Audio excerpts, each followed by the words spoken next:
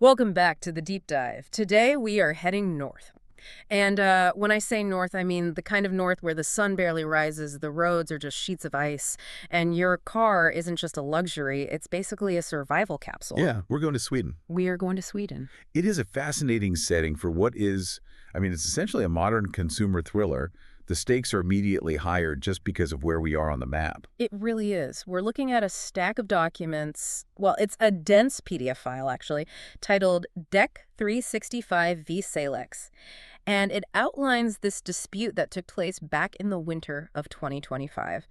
It's between a regular guy, Alexander Olsen, and a pretty major online tire retailer called Däck365. And on the surface, this looks like a standard customer service complaint. You know the drill. Oh, yeah. I bought a thing. It's broken. Give me my money back. Exactly. But when you start to peel back the layers, which is exactly what we're here to do, it becomes so much more. This isn't just about a set of tires. No. It's a story about the absolute power of technical data.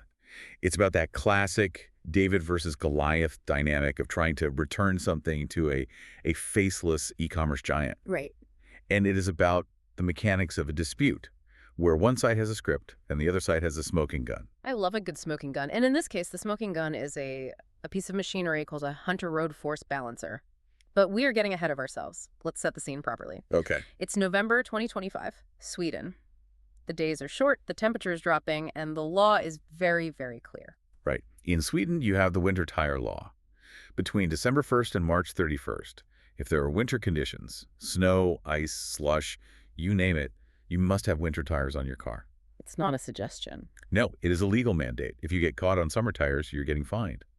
And if you crash, well, your insurance might just decide not to cover you. Wow. So it's serious. Very serious. So our protagonist, Alexander Olsen, is doing the responsible thing.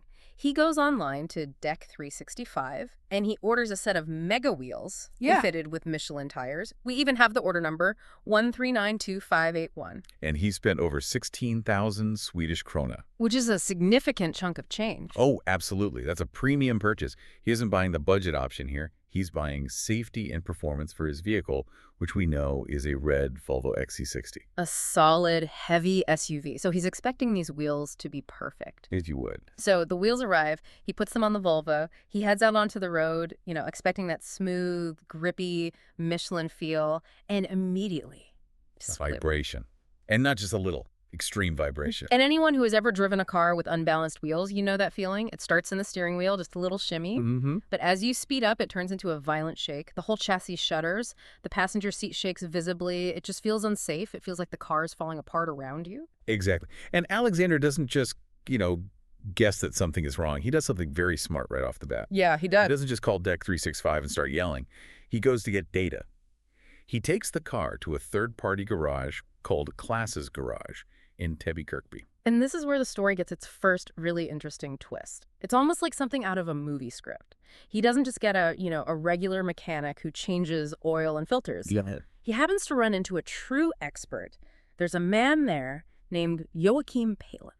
And Joakim isn't just a guy who knows tires. Joakim Palin is a representative from Hankook Tires.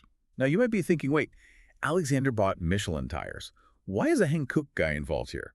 I was just going to ask that. It seems like a conflict of interest or at least a mismatch, right?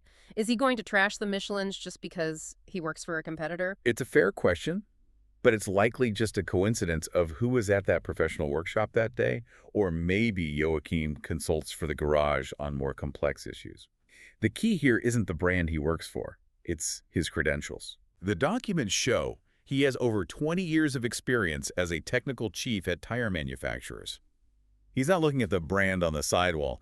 He's looking at the physics of the wheel assembly. So Alexander's basically stumbled upon a tire forensic scientist? Pretty much, yeah. And Joakim runs a very specific test. It's not the standard spin it and stick a weight on it test that you get at a discount tire shop. Right. We'll get into the technical nitty-gritty later, but essentially, he performs a road force balance. And the diagnosis is grim. What did you find? 3 out of the 4 wheels are deemed defective.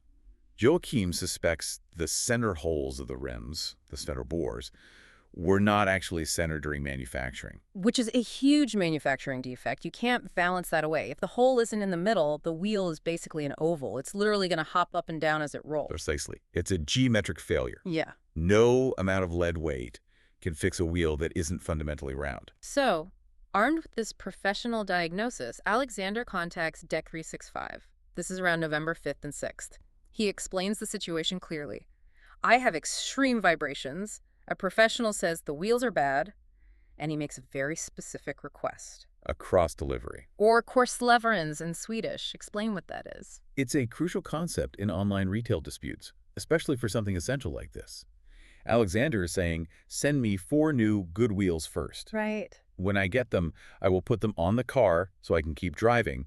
Then I will take the bad ones off, put them in the boxes you sent, and send the defective set back to you. Which sounds completely reasonable, right? I mean, he needs his car. Of course. It's winter. He can't drive without wheels. If he sends his back first, his Volvo is just a 2-ton paperweight sitting in his driveway. From a consumer perspective, it's the only thing that makes sense. It solves the customer's problem immediately. But from the retailer's perspective, specifically Däck365's, it's a non-starter. And this is where we hit the first major wall of conflict. It is. We see the response from their support agents, a few guys named Germund and Thomas. They just shut them down completely. They refused. Flat out. Their policy, which they stick to with incredible rigidity, is that they must inspect the product themselves first. In their own warehouse. In their own warehouse. They need to confirm the defect on their own terms before they'll release any replacement inventory. But that leaves Alexander in a bind. That's the catch-22 we talked about. It's a perfect catch-22. If he sends the wheels back first, his car is up on blocks. It is, and he uses this word in the emails, obrukbar, unusable. Right, and it's illegal to drive it on his old summer tires because of the winter laws. And he has no winter tires because he's supposed to be sending them back. But Däck365's says, and this is a quote, "We cannot send out new wheels without a payer." Without a payer. That is just such a cold corporate phrase. It's the language of risk management, isn't it? They're essentially saying, we don't know you. You might be lying. You might be trying to scam us for a second set of wheels. Or maybe you hit a curb and bent them yourself. Exactly. We aren't taking the financial loss until we see the metal. They're prioritizing their inventory security over his road safety. And to add insult to injury, they tell him he has to pay for the return shipping. Initially, yes, that's the policy. Yeah. The customer pays for the return freight. If, and this is a big if Däck365 agrees there's a defect after their inspection, then they'll reimburse the shipping cost. But, and you have to catch this detail, they cap the reimbursement at 200 SEK per tire. okay, we're talking about heavy alloy wheels and tires here. Shipping those is not cheap. 200 SEK, that might cover a pair of shoes, but a whole wheel. No way, it's heavy freight. So he's being asked to front the money, probably closer to 600 or 800 SEK, and take the risk that they might just say no fault found, all while his car sits useless in the Swedish winter. This is the classic e-commerce nightmare, isn't it? You save a bit of money buying online, but when something goes wrong, the logistics become your full-time job. Your problem? So how does Alexander react to this? Does he just roll over? Not at all. This is where we enter section 2 of our analysis, escalation. Alexander realizes that playing nice isn't working. The, hey, can you guys help me out approach has failed completely. As the gloves come off. The gloves come off. Between November 12th and 14th, the tone of his emails shifts dramatically. He stops asking, and he starts citing the law. He brings out the Konsumentkopplagen. The Swedish Consumer Sales Act. It's a pretty robust piece of legislation designed to protect the little guy. And Alexander zeroes in on a very specific legal concept. Significant inconvenience. Or vesentlig Alagenhet. That's the one. So let's unpack that. What does that actually mean in a legal sense? It means that if a seller breaches the contract, by sending you broken stuff, the process of fixing it shouldn't cause the buyer excessive trouble. Okay. And Alexander argues, very persuasively, I think, that leaving him without a legal drivable vehicle in the middle of winter constitutes a significant inconvenience. He's saying your internal policy cannot override my legal rights. Precisely. Therefore, he argues, the breach justifies an immediate replacement, bypassing their standard send it back first policy. He's trying to use the law to force their hand on the cross delivery. And he gives them an ultimatum. A very clear one. He says, you have until Friday at 15:00. Option A, send me 4 new wheels now. And option B. Option B, I cancel the purchase entirely, have a caveat. I go buy wheels from a local shop, and I sue you for the price difference, for the mounting costs, and for the testing fees I've already paid. That is a bold move. He's threatening to sue for damages. He's basically saying, fix this now, or this is going to get very, very expensive for you. It is.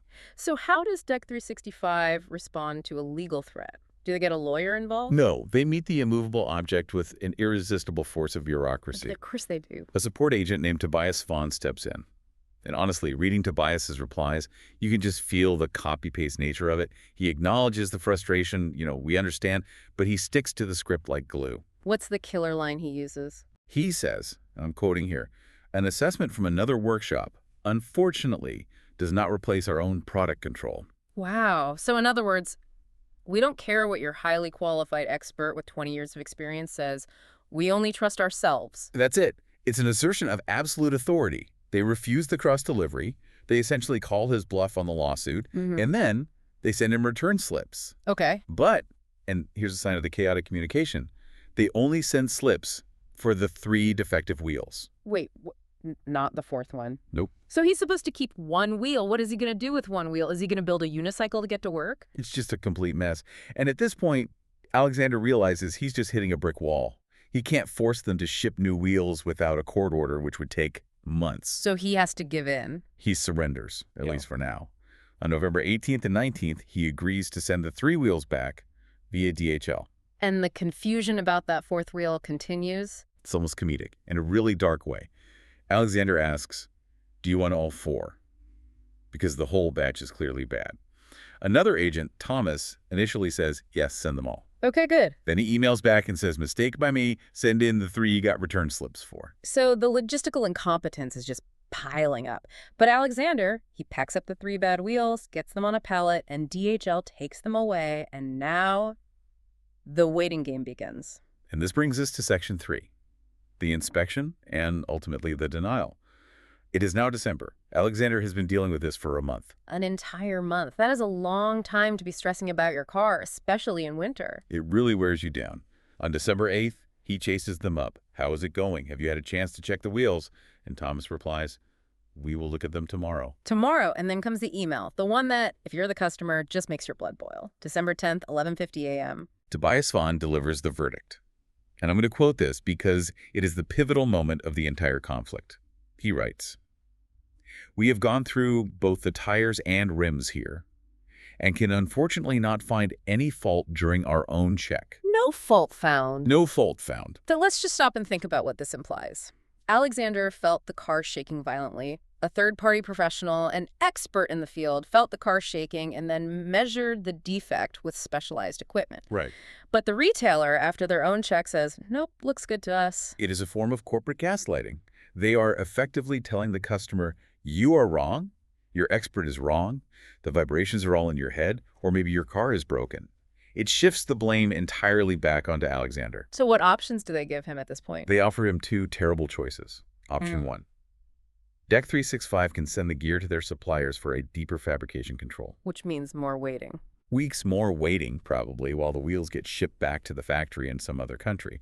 Or, option 2, they send the fine wheels right back to Alexander. So he can put them back on his car and, enjoy the free back massage from the vibrations? Exactly. This is the moment where most consumers would just break. You start to doubt yourself. You think, maybe it was the car, maybe I'm crazy. Or you just give up because you don't have the energy to fight a massive company that refuses to see reality. You just accept the loss to make the stress go away. You do. But Alexander doesn't give up. And this is where it gets really, really interesting, because Alexander has been holding something back. Or rather, he goes back to his expert, Joakim, and he gets the heavy artillery. This is Section 4, the smoking gun. Yes. This happens on the afternoon of December 10th, just hours after the denial email lands. Alexander forwards a specific, highly technical email from Joakim Palin directly to the Däck365 support inbox. We mentioned Joakim earlier. He's the Hankook technical chief. But let's talk about the data he provides, because this isn't just an opinion anymore. This is hard math. This is the Hunter protocol. Yeah. And to understand why this is such a big deal, you have to understand a little bit about wheel balancing. Okay, break it down for us. A standard balancer, the kind that, most shops use, it just spins the wheel in the air, tells you if one side is heavier than the other. You add a little lead weight to the opposite side, and it spins smoothly. Simple. Right, that's what every tire shop does. It balances the weight distribution. But a Hunter Road Force machine is a completely different beast. It's a diagnostic tool. It has this thing called a load roller. A load roller? It's a massive roller that presses against the tire while it spins, applying hundreds of kilograms of pressure. It simulates the weight of the car on the road. Ah, so it detects things that a free spinning wheel in the air just won't show. Exactly. It detects something called force variation. It measures the stiffness of the tire sidewall and, crucially for this story, the roundness of the rim under load. If that rim is slightly oval-like, Joakim suspected because of the off-center hole, the road force machine will scream bloody murder. But the standard spinner might say it's fine. The standard spinner might say 0 grams needed, meaning it's balanced by weight, but the road force machine will flash a big red fail because the shape is fundamentally wrong. And it screams. It screamed. The source material we have actually includes screenshots of the Hunter machine's interface. You can see the 3D rendering of the tires with these big red zones on them, but the numbers are the mic drop. Okay, give us the numbers. Contextualize them for us. What's normal? Okay. The industry standard for maximum acceptable force variation for a passenger car is 9 kilograms. Anything below that, you won't feel it. It's a smooth ride. Anything above 9 kilograms is considered defective. It will cause a noticeable vibration. 9 kilos. Okay, so that's the magic number. That's the limit. That's the limit. What were Alexander's wheels? Tell me. The 3 defective wheels measured 12 kilograms, 14 kilograms, and 14.5 kilograms. Whoa, so that is not a borderline case. That is way, way over the limit. It is massive. 14.5 kilograms is more than 50% over the tolerance. I mean, think about what that means. Every single time that wheel rotates, it's generating 14.5 kilograms of eccentric force, of up and down force. At highway speeds, that's happening how many times a second? At 100 kilometers an hour, that wheel is rotating about 15 times per second. So it's like a tiny jackhammer hitting your suspension 15 times a second. That explains why the whole car was shaking. It wasn't in his head at all. Not even a little bit. That isn't a maybe. That is, for all intents and purposes, a square wheel. It is wildly, demonstrably defective. But how does Joakim present this in his email? Oh, he's absolutely savage, but in a very calm, professional way. He writes directly to Däck365. Have you measured force variations in the wheels? How did you arrive at the conclusion that there was nothing wrong? He's directly calling out their methodology. He is. He's essentially asking, are you even using the right equipment for the job? Because if Däck365 just put them on a standard spin balancer, they might look fine from a weight perspective. But under load, where it counts, they fail catastrophically. And he finishes the email how? He just states, for me, it is obvious there is a fault.